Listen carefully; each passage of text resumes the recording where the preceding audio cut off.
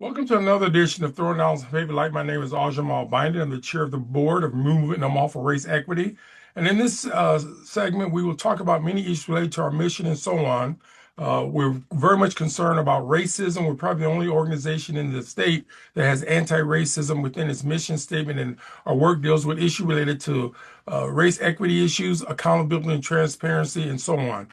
And one of our goals, as we try to do, is bring different topics to our community because we don't have any local-based programs on our local television or on our radios that operates on the way that we do, dealing with many of these issues that are very important.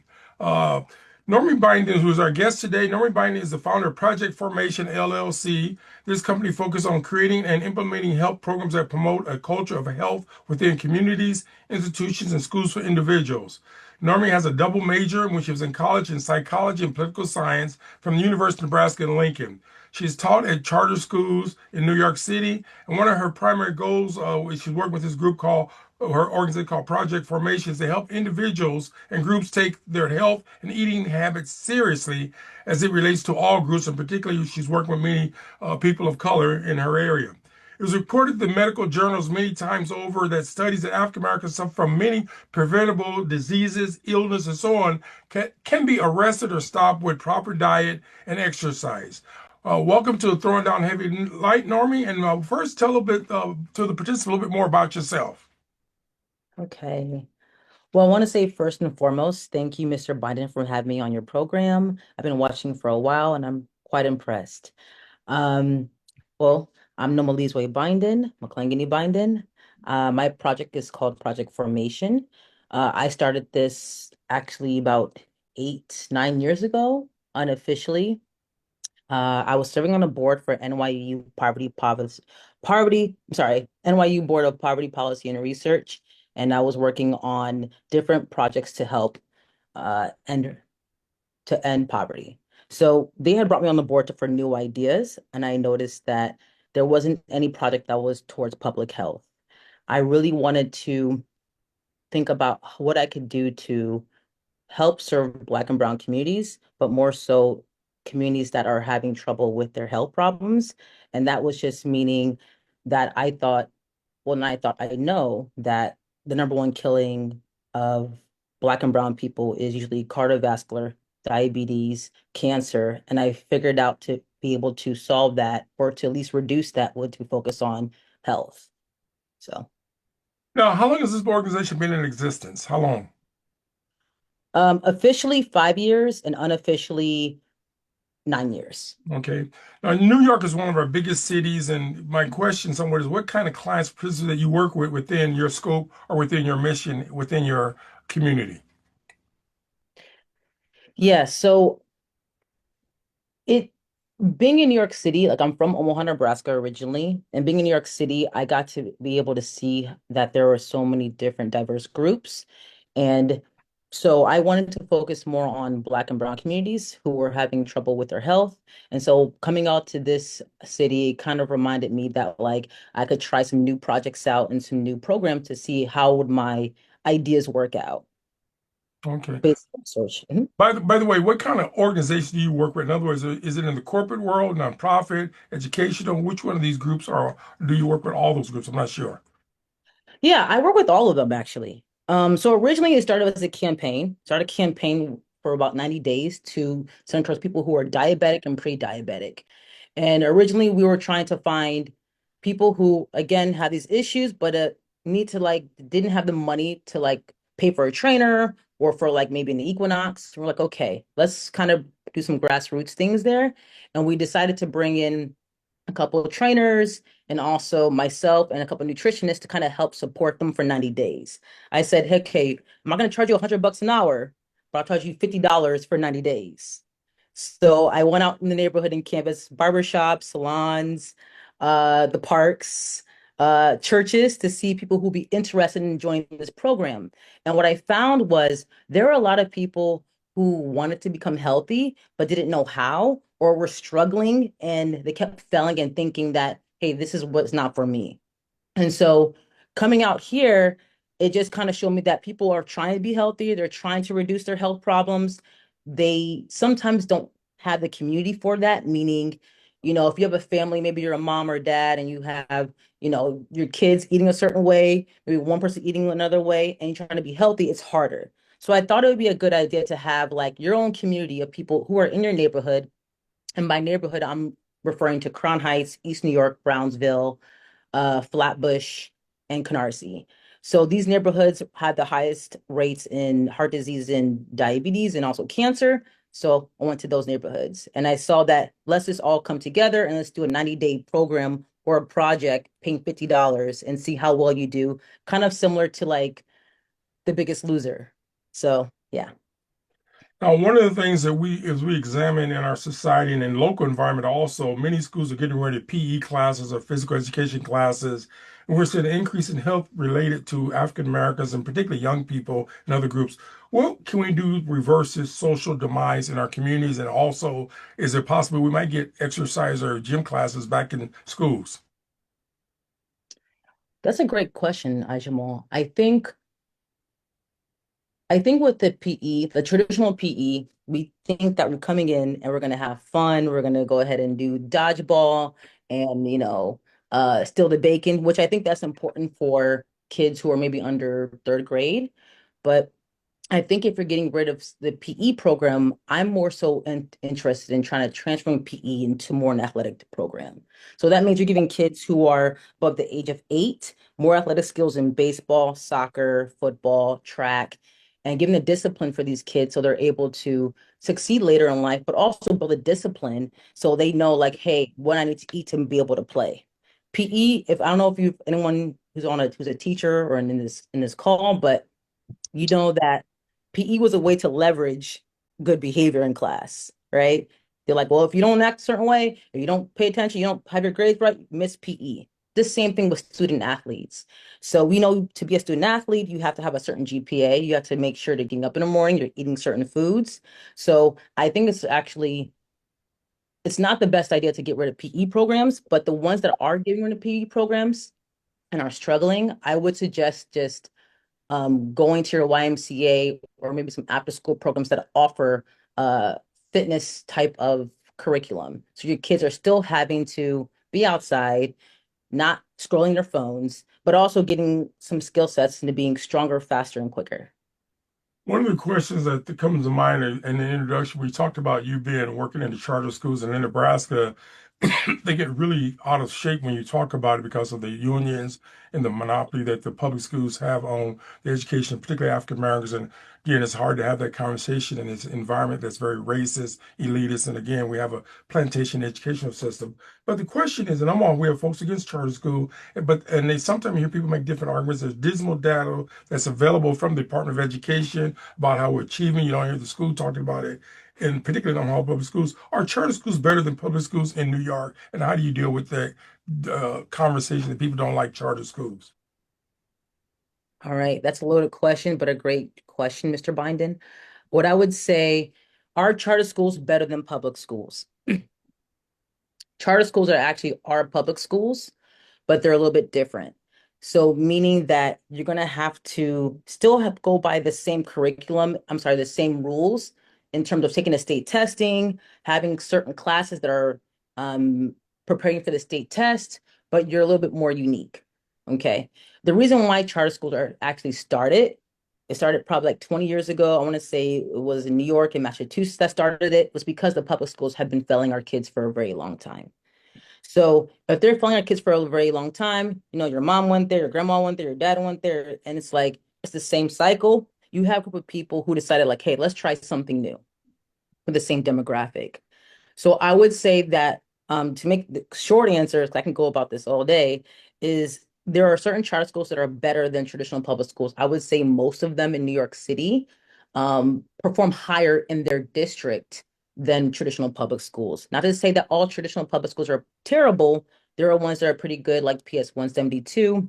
That's actually predominantly minority and has a Title II, or I would say a working class, uh, 80% working class parents for years, and they're actually performing top 10 in New York State. So it's not always about being poor, but about having a great system or a great team or a great coach or a great principal or great teachers. So I think again, if you have a good team, you could you'll be fine. But it does take people, um, group of people, like I said, it could be from New York or even in Omaha public schools, unfortunately, don't have the charter schools, but I think the union is really strong there. And I think people in Omaha are a little bit, they don't know about charter schools as much. They want to fight about it. So I think that that's also an issue. They haven't been to as much. And so they think that this goes one way, but charter schools, they're all different. There's some that are good, there's some that are bad, but at least you have the option. And I think giving parents options. What happened? We lost. Okay, something happened. Somebody's gonna have to mute themselves. Who's Maybe talking? question. We have somebody coming. I got his audio was going. Go ahead. One of the things that I find strange is that many adults, educators, not only at the university level, local level, politicians, you name it, school board members, they don't really know the numbers or deal with the numbers about the achievement levels of those students. And I know that the superintendent now is talking about making sure that every kid is literate by 2030. I'm like, are you serious? You've been around yourself over 20 years. Why is that now an important agenda when you know it's obviously those kids can't read and write on a decent level? All I can do is look at the type of jobs they can get. Many of them don't go to post-secondary education. But I'm going to switch up and get to a different kind of question. In recent African American History Conference, we emailed and mailed over 90 letters and emails to officials in the Omaha Plantation schools.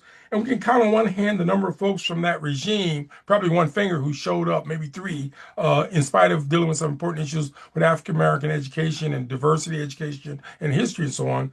Are you required to have continuing education for educators in New York City? Because somebody told me the union here in Nebraska is so powerful, so they can, once they graduate, they don't have to go back to school and learn anything different unless they get a master's degree or PhD. But there's not continuing education that they used to have. So in New York City, do teachers in charter schools or public schools have continuing education like doctors and lawyers and other professionals who try to keep up on their field and new changes?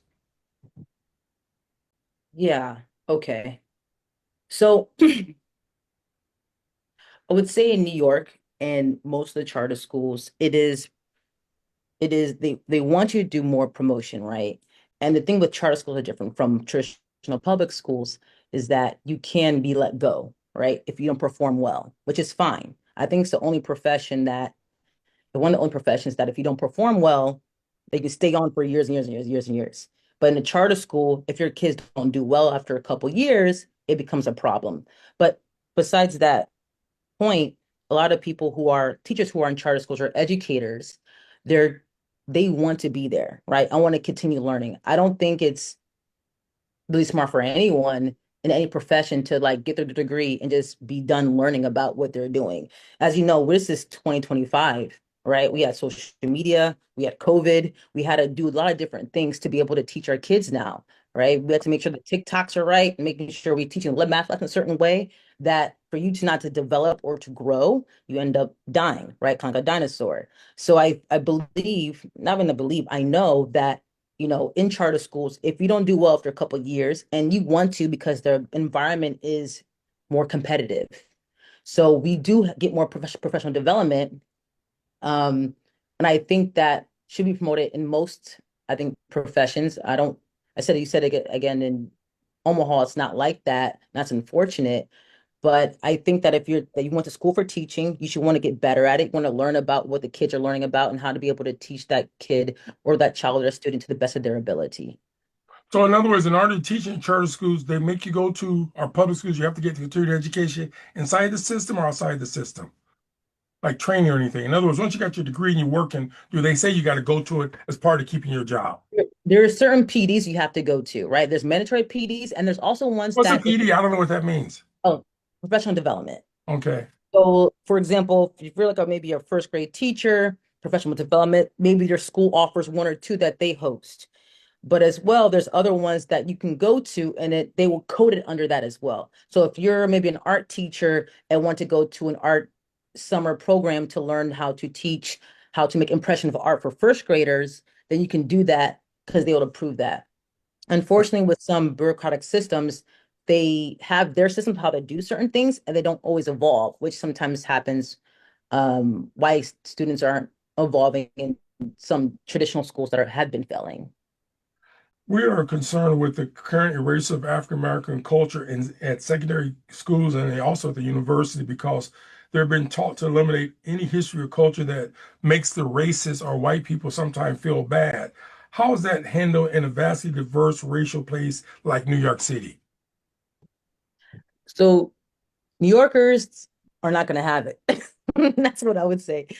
Um, I would say when you're here, one of the things when I did start teaching, I was surprised because I wasn't used to having, a black teacher or a brown teacher in like a class full of black and brown students. That was something that was unknown to me. Um, so there's more numbers here.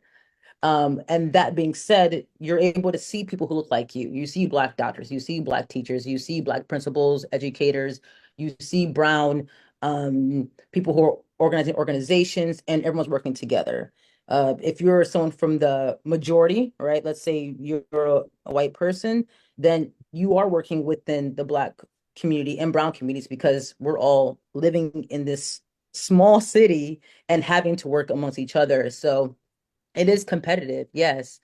So I do feel like, we're challenging each other, and I don't see uh a problem where you're gonna have they'll attempt to try to erase, African American history, but I can't see that happening. So, in other words, when you go through schools, whether it be secondary or college, whatever, high school, whatever, there will be a course that deals with people of color, minorities, or whatever.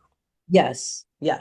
Okay, because Yes. I know that all public schools and particularly UNO has gotten scraped their webpage of anything that deals with racial diversity because they got their lips on the Trump administration trying to get extra federal money. And it's kind of amazing. They got rid of the Office of Multicultural Affairs. They brought Willie Nelson lookalike from Harvard who had a degree in history, and he was, charmed up to be all this and that. But they let him go, fired him. So, but I know he wasn't that good. I mean, he was scared of black people because I heard that from folks he never really been out in the community. And he went to Harvard, but obviously they didn't teach him how to deal with race issues out there. One of the things I'm concerned about, and we talked about bringing younger people and elders together in the community.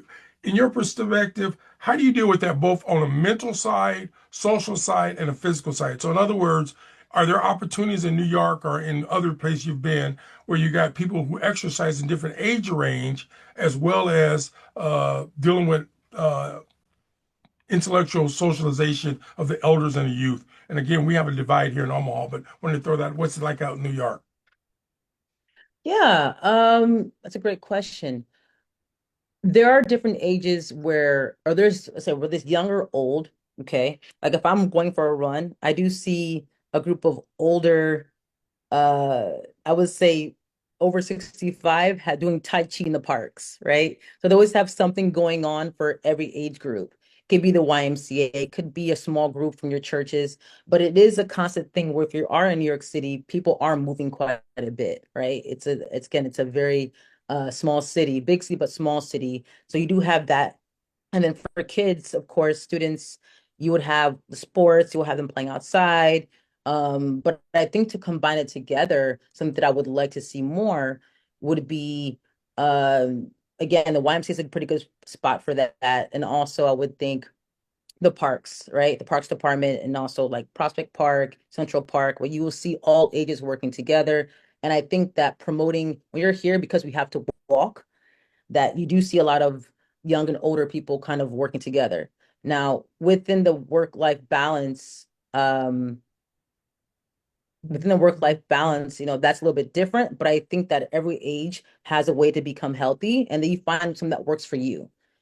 So, By the way, there was a point I was going to raise is how do you achieve perfect work-life balance? You go like 4 hours here, 2 hours here, whatever. Is there kind of a scale that you use so that you don't get burnt out? But how do you achieve that? And particularly African Americans, people of color who deal with racism every day and white fragility and people who are always attacking them and all the stresses of just being a person of color in a country that is racist, United States. But how do you do that? Or how do you balance that, particularly for people of color, but also in general? It's a big issue for a lot of us. Balance the work, and do you turn your phone off when you go home and don't answer from the boss? How do you handle that? Or do you handle it? well, Mr. Byndon, you're asking a true Libra. So that's always a constant chase of the work-life balance to be on the scales. And to be honest, it depends on how it looks for each person, right? So it depends on someone's schedule. I know for me personally, I have to get up early and get everything done before 1 p.m. Okay. I know that I have to sleep early. I know that I have to eat certain things. I know that for me personally, I have to maybe have one social outing a week. And that could be like meeting with some friends for tea, or it could be like going with a run group. Okay. But for the work-life balance, it doesn't mean, especially if you have kids or you have a family, you take turns. Okay. It could be like, hey, we're gonna have a family cookout today, and we're having that every Sunday. It could mean that you're going out and watching the game with your friends, but it has to be a balance of it. I don't know if you've ever been on vacation for too long, right? I don't know if everyone's been on vacation for too long and you're gone, you're like, maybe it's day 5 and you're like, I'm ready to go home. you know, I'm ready to go home. So it's just, I think that having the discipline to make sure you're doing work that you enjoy doing, or you have a hobby that you enjoy doing, and building from that, and you have a good community, whether that be your family or a different type of tribe.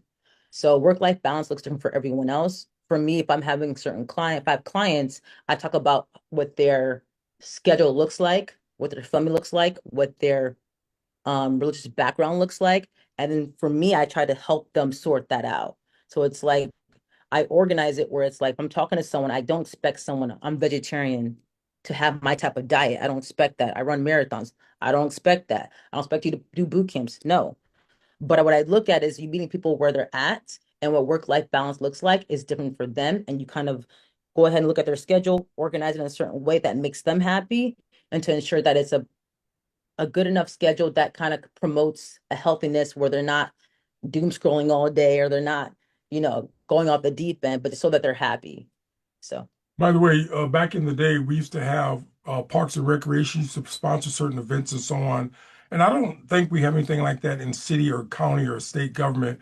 But is there any kind of program in your organization or in your community or whatever that deals with helping people to achieve being able to walk and do all that kind of stuff? Is there anybody who works on the government payroll that deals with the whole exercise, physical things? In Omaha, they got these bike trails. They put them everywhere, and nobody rides on them because people. This is not a bike city, and it's just kind of a waste of time for some people because they don't ride bikes. But my question is there somewhere government workers will help people who have issues dealing with being exercise or being in good shape? Is there anything in the government like that? City government? yes, there is. So, within a city government or within government, right? I think about policy, I think about execution. So sometimes they have these policies like you're just naming in Omaha, they have these trails, but no one's really going out and using Right, them. right. Like you don't how to bring the horse to water. It's a little more complicated than that.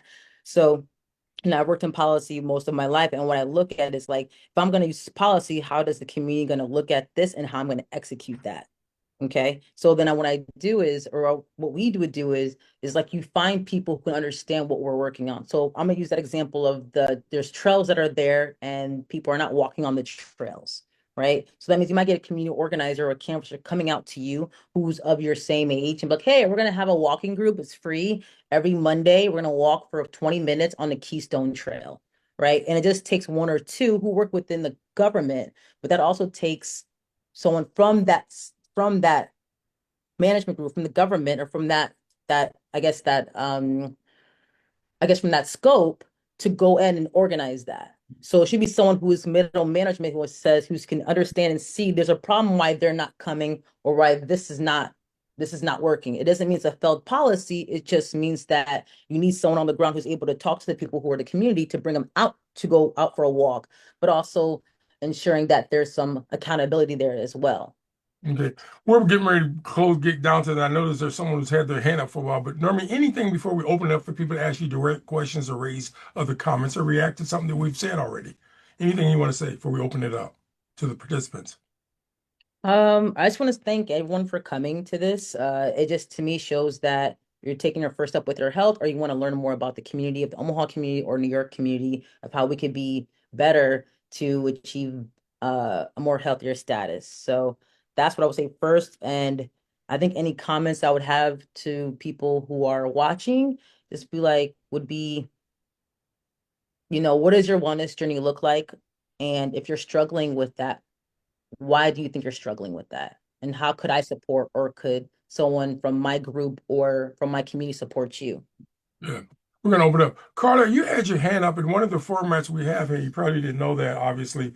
We don't do the questions until right at this point. So I see you've written something here, but do you want to open up your mic and say it directly to Normie or read your question yourself? Carla, you still there? Yes, thank you, Mr. Byndon, and thank you, Nomi, for inviting me. Um, so, just a little background. I have worked with kids for years, not in the school system, but via nonprofit. Mm-hmm. And I'm sorry I can't put on my camera right now. No problem. Um, Also, with what Nomi was saying with project formation before it became official, years ago, I was a part of that group that did the boot camp for 90 days. Oh, wow. And the $50, it was great. It was a great experience. But what I noticed, the big group that we had starting off was whittled down to single digits when we ended. And I understand life happens. For some people it was a case where they were moving or something and something with family. So different stuff happens. But what I also found out was that the mindset. And I say the mindset because I invited a friend and the first day she was like, this is too much, and she never came back. Mm. She wants to at the time she wanted to work out, she wanted to lose weight, but she didn't want to put in the effort. And Right. I know this is not just her, it's, that I've come across other people who, and this society that we live in, is the microwave versus the cooking on the pot, in the pot kind of situation. And so my thing is going back to the whole situation of schools and so on, how can we as a community have the conversation, and what has project formation done already in the schools when it comes to speaking to the overall mindset? Because yes, there's going to be certain times when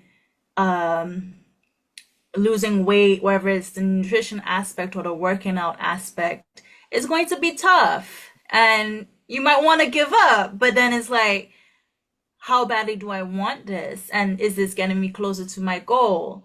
And then, is it healthier? So really changing that mindset versus, oh, this is too much or this is too hard, I'm giving up. Okay. So deconstruct that, Normie, for us. I mean, the question you saw was thrown in there. Yeah.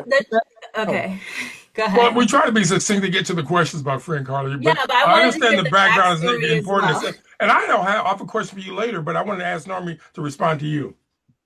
yeah, no, that's a great question. Again, that was our initial point. Remember, that was supposed to be a pilot, and the idea was the biggest loser. We're going hard, we're going crazy. It was fun.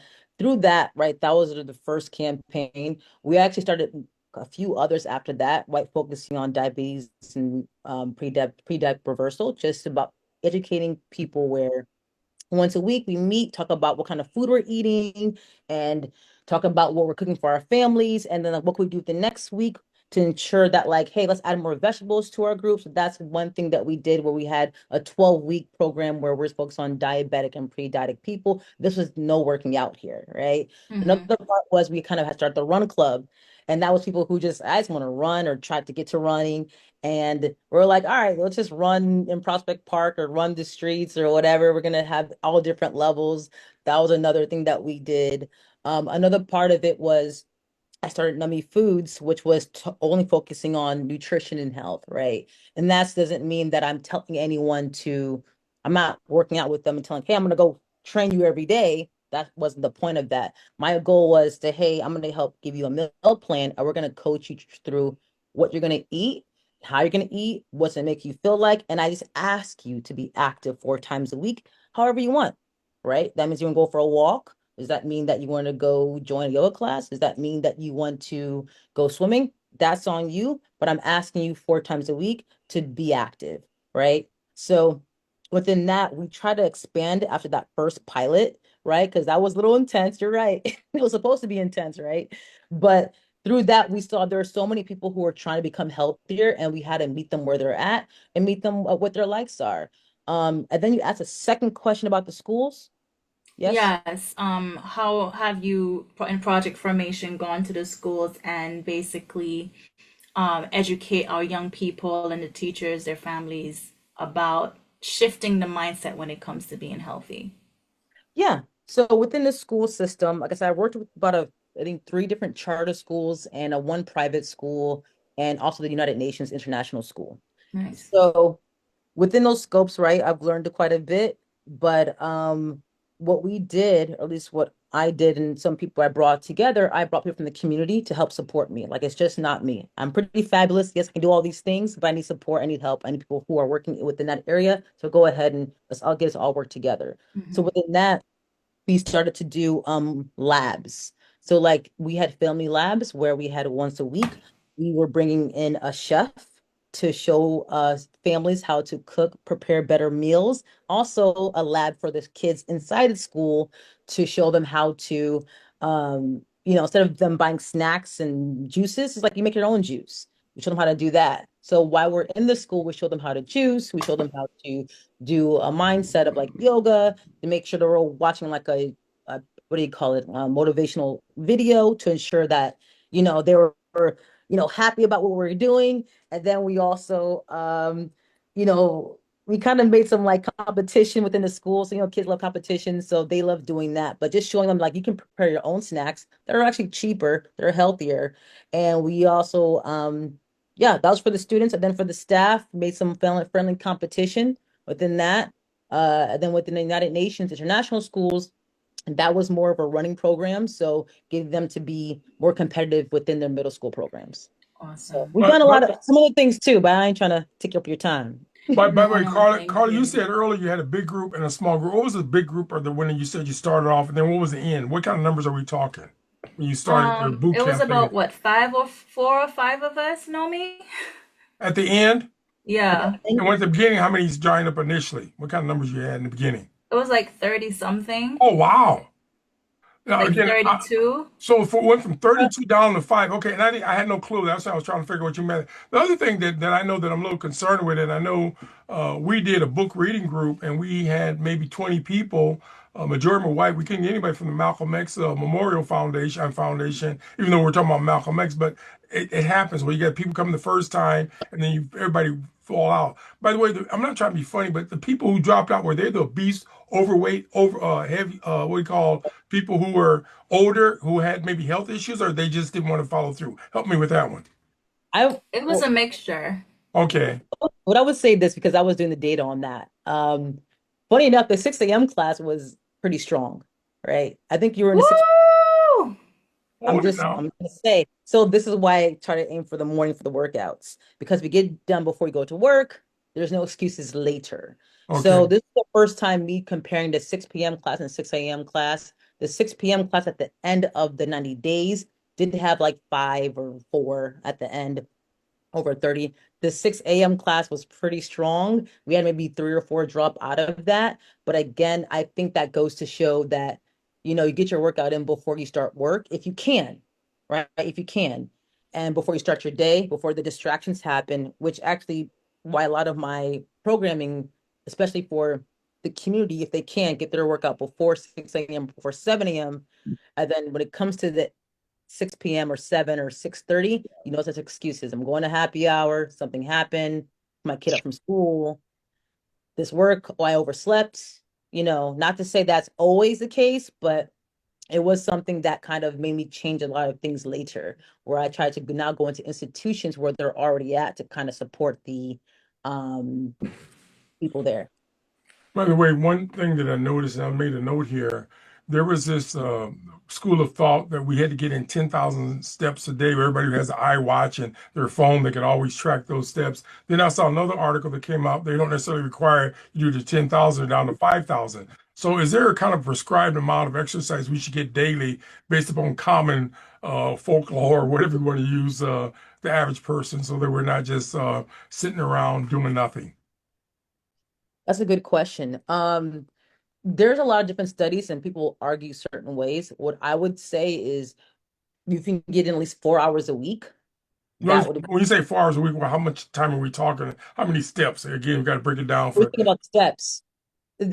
What I would or say, miles or whatever you want to put it, or whatever, right. So if we're kilometers. just talking about strictly walking, right? The 10,000 steps I think has been debunked lately, if I'm not mistaken. Right, That right. It came out. That's what I remember saying. That's right what, came out debunked, right? It's actually I think a little bit more than that, but oh, I then thought it was less, 5,000. I felt that's why I got happy. Okay. oh, Yeah. I thought it went down to 5,000. Like, man, I'm doing about 5,000, but 10,000, boy, that's some serious walking.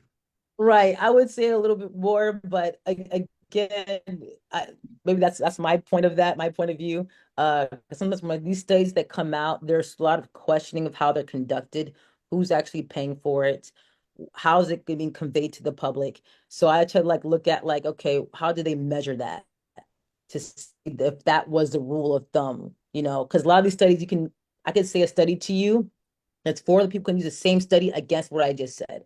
So that's why I always want to ask them a lot more questions and more in depth of how that would look like. So, The other but I would thing, say say it 4 days again. a week, Just 4 days a week. 4 days I a should week, say. Okay. Do 4 days a you, week. you skip a day in there? Like, in other words, every other day, or you go straight 4 days and then you rest the rest It of the three? depends on your schedule because there are Okay. people that like to be like we said weekend warriors, or there are people that like to be just only work during the week. So like, oh, Monday, Tuesday, Wednesday, Thursday, they'll go on Friday, Saturday, Sunday, they're off. But again, depends on your schedule. There's some people who go really hard on the weekends, right? That Mm. goes Friday, Saturday, and Sunday. They're doing 3 hours, 3 hours, 3 hours, and then Monday through Thursday, they're kind of keeping it chill. So this depends on what you want and how your schedule looks like and what makes you the most happiest. And what can make you most, let me say that, makes you the most consistent. The most consistent. That's what Good. I'm looking at. So, I mean, other feedback, other reactions. We got other people on the set. Other people want to react. Hi there, Mrs. Byndon, Mrs. Mahlangeni-Byndon. How are we doing today? I'm well, Mr. Good, good, Byndon. good. I'm very happy you're giving this talk because, I mean, just to have a conversation with some of your expertise and skill would cost lots and lots of money. And I know you've done a lot of research on this, but I want to talk about number one. We have this myth in our community. Maybe you could speak about it more. Is that the reason I'm like this, and you could insert whatever comorbidity you want to insert, diabetes, overweight, or whatever, is because of genetics. And as a result of that, it's futile that I do any sort of working out. It's futile that I eat right, and it's futile that I do anything to upkeep my physical and mental well-being.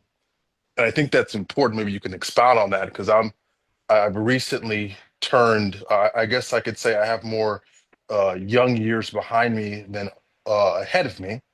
So I want the community to understand the importance of um, what that statement means in terms of how do we debunk genetics or things like that as it relates to our health and well-being, and how we can take that into our own hands, if any. So just, yeah, just expound on that if you can. Thank you.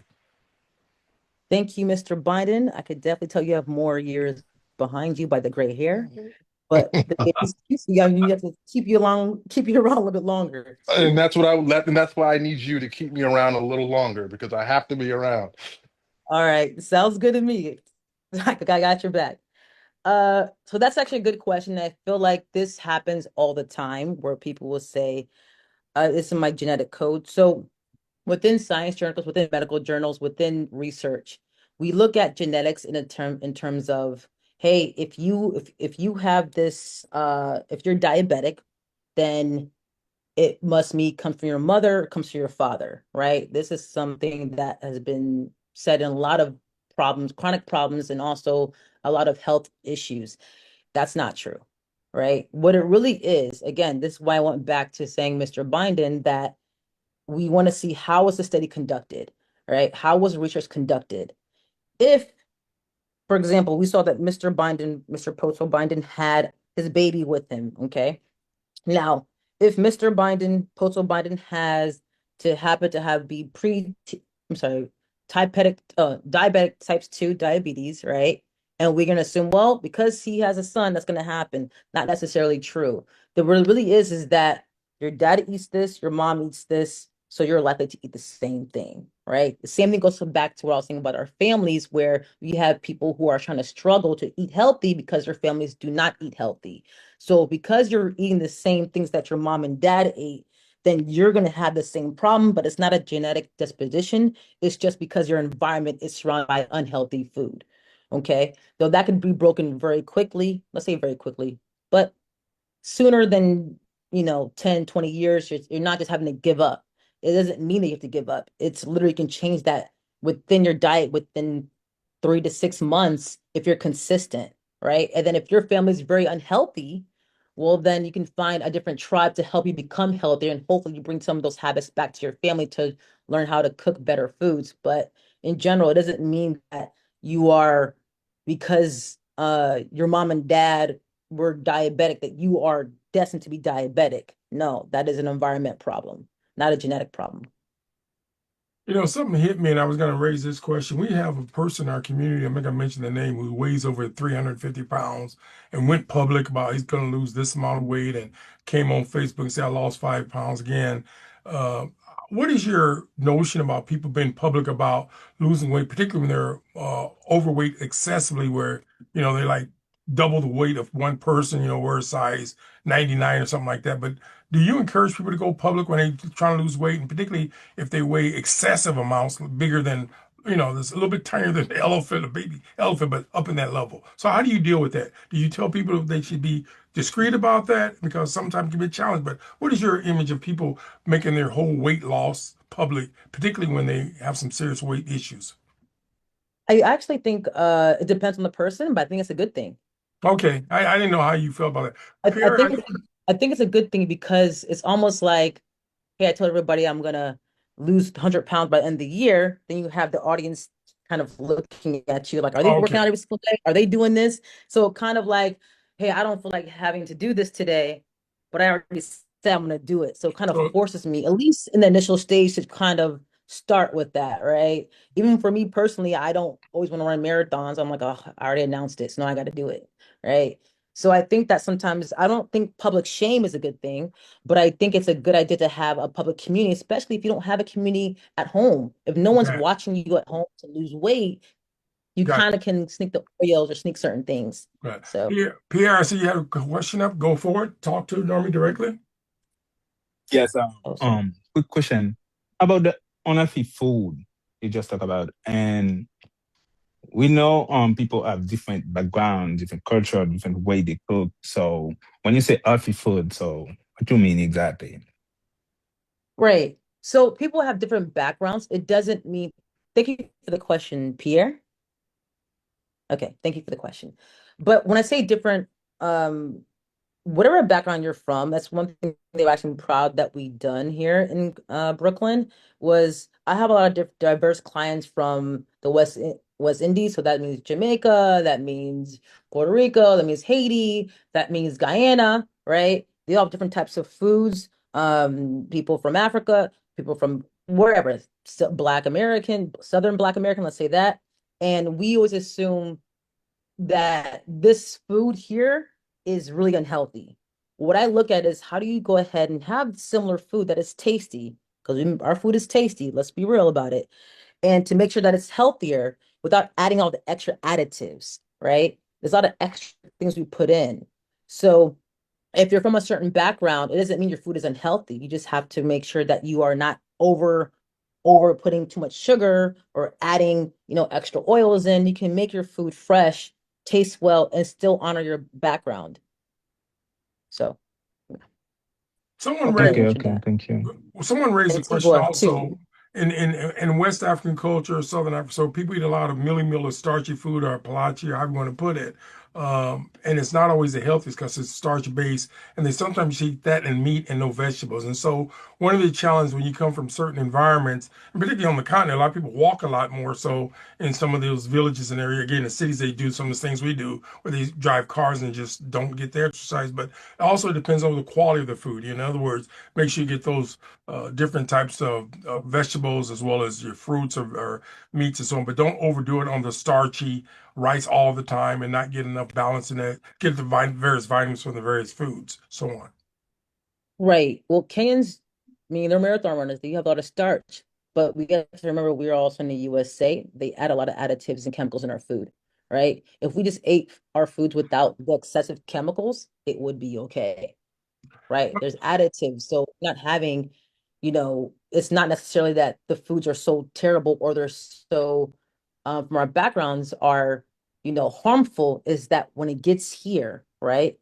When it gets here to the USA, the FDA, the other health organizations, and funny enough, the most legal battles is with the food industry because you can say anything and say, like, let's say I have water here. Let's say this was alcohol, okay? And I put I put a broccoli in it, right? I can call this organic because I have broccoli inside there, Oh, I didn't know right? that. So, Got a bunch of lying so a people lot of in our times, industry, food well, industry. the nutritional labels, yeah, so the nutritional labels gets confusing for most people because I'm like, okay, what am I really looking at? Am I eating something healthy, right? What does the label say on the back? Am I getting my fresh food from the perimeter of the grocery aisle?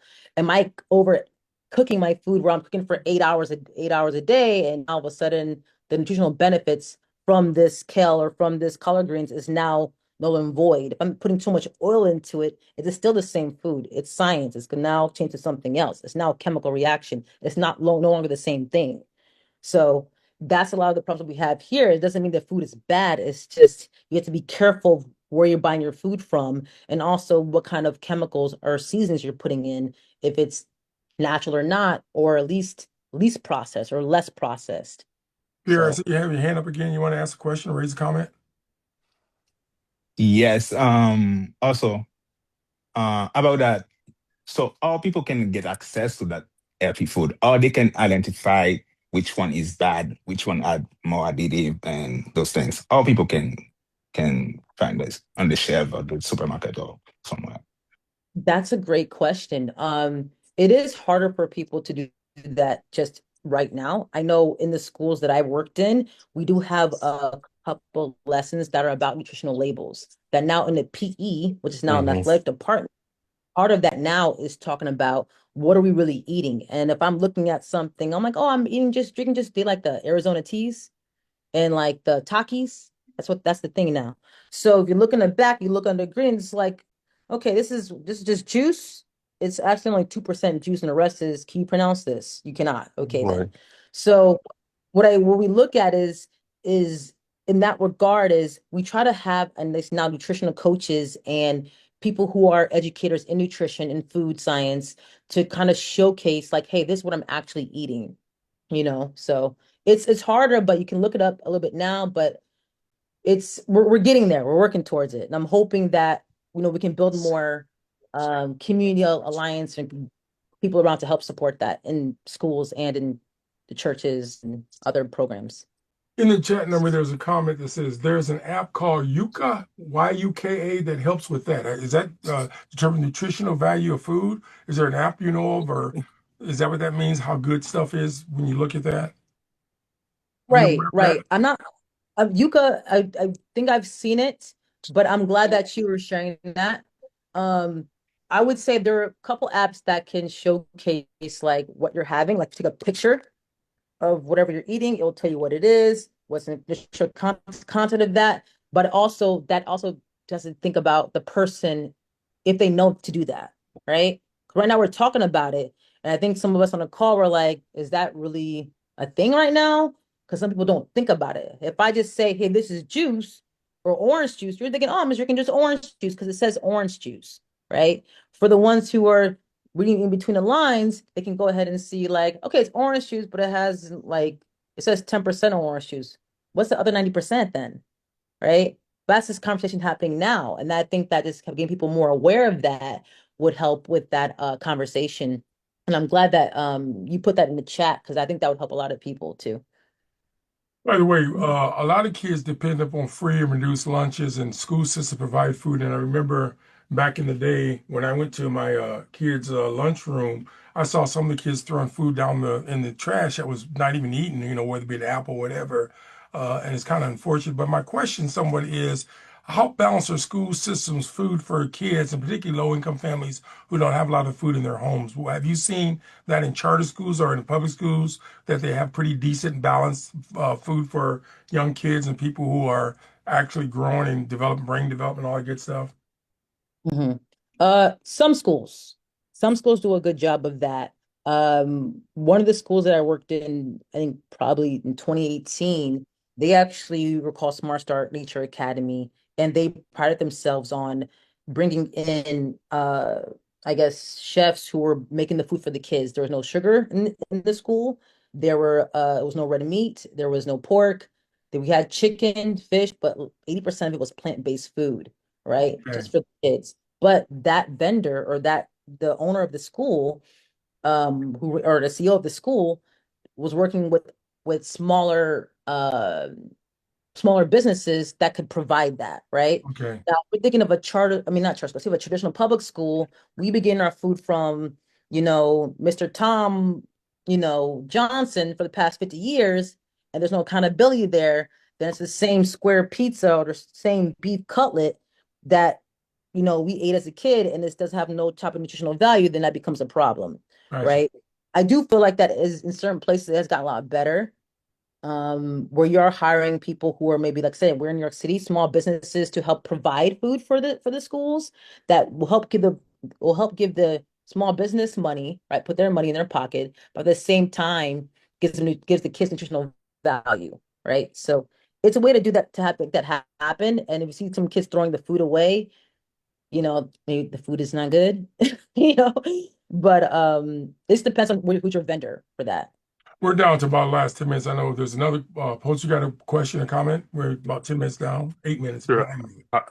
The question I have, Nami, for you is, and I think this is important, is that I don't think a lot of people can read what they call, do like an actual understanding of what a nutritious label is and how Okay. to read it and how to understand it and decipher it. I mean, I'd be interested to know how many people, when they go shopping, actually pick up the item that they want and turn it around and look to see what exactly is the nutritious facts in that product that they're about to consume. So the first question I have for you is, do you have any studies, or are you aware of any studies in terms of how to get people to read or understand the labels that are on these products? And Mhm. number two, why do you think that is important as we move forward as a community and making ourselves more healthy so we can live longer lives? That's a great question and a great initiative. Um, I personally do not know any strong initiatives that are doing that besides nutrition coaches or um, educators who already know about this or knowledgeable about this to go into schools to talk about it, right? Like I said, we have parent workshops that do that.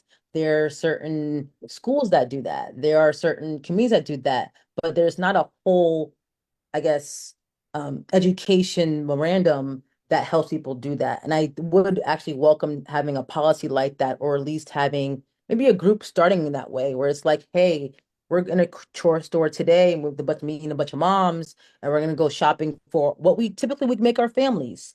And we would say, okay, well, this is what I use for my ingredients. Let's try to find a healthier version of what we're already making our families, right? So I would welcome that, but there isn't at least to my knowledge, a well-known institution or a program that does this for the masses. Wow.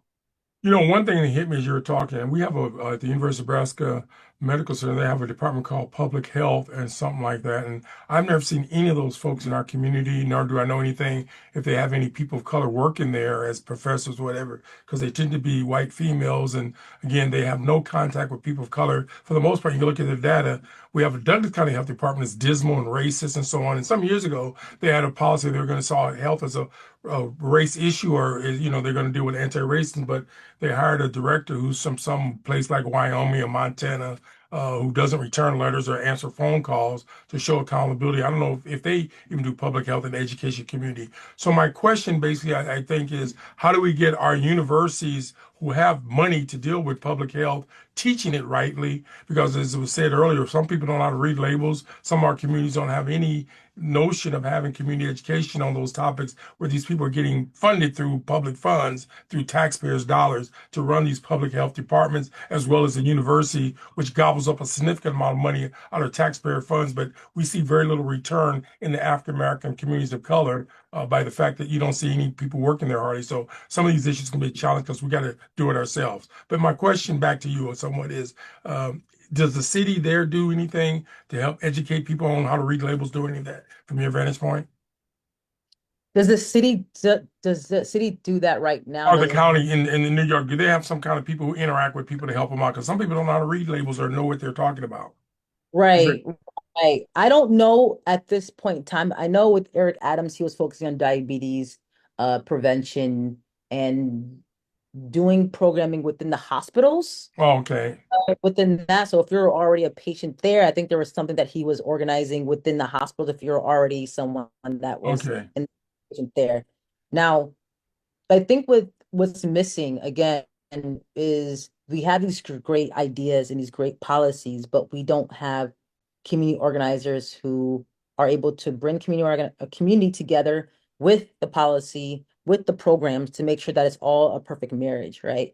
I think for me, what I was successful at is because I started off as a community organizer and was working in policy and education reform, and the health and the fitness was something that I just enjoyed doing and decided to learn and study and get your certifications in that. And then you see people start to join my programming because they're like, oh, I know her. She's always, consistent. And then I was like, okay, how can I make this even larger to bring more people in the fold? But again, that only when I'm going to community meetings, I have to always want raising the question. So even if they have these great ideas, it sounds great, but if you don't have the people on the ground, they could be who are from the community, who are organizing, who know the key stakeholders, it makes this all almost impossible, right? You got to make sure your neighbor, if you're going out for a run or for a walk, and you know your neighbor, hey, I'm gonna bring you with me. I know this program going on over here, and it's we still have a lot of work to do, and that's great and that's fine. It's supposed to look like this, but I think that's kind of where it's missing, where you don't having people who are getting the funding, but it's like, okay, where the numbers at, right? Same with the, I guess, traditional public schools. It's like, okay, I'm giving you the funding, but your kids are still not learning, still can't read. Versus like certain charter schools, obviously, if you don't read after about 4 or 5 years, they close you down. Okay, so there's the accountability measure within that, and then having to make that a hopefully a staple. So yeah. Good. We're down to the last minute, so but I want to say, you have any closing comments you'd like to share with the audience as we fade out?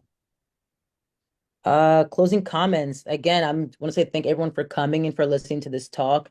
Public health and being healthy and fit and strong is something that is dear to my heart. And I just want to make sure that we all know, especially for, Black or brown people, this is what's killing us, number one, right? They don't have to kill us, right? If we're doing it ourselves.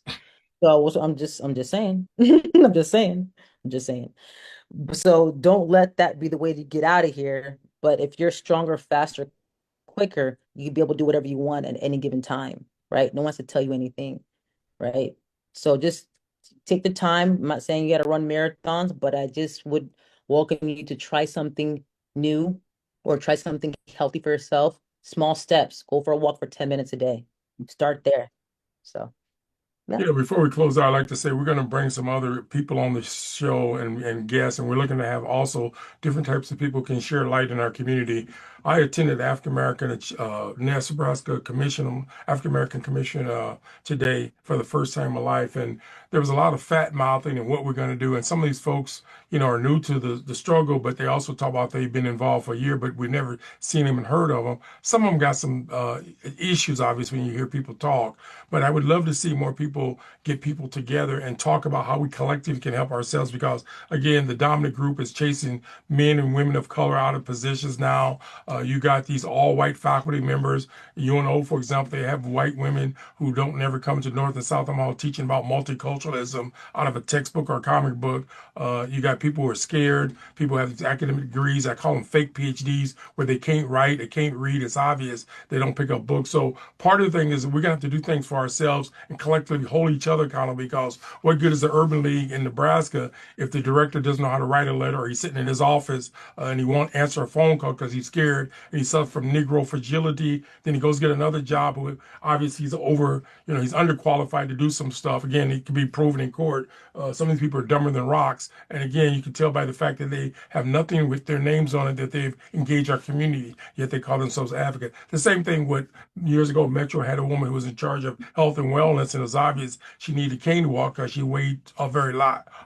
She was obviously overweight. She needed a wheelchair almost, but she's no longer with us. But my point is, we got to at least try to encourage people to be healthy and take care of themselves. So on that note, we hope that you join us again as we go forward. As we always in our programs, may the force be with you. Baroko.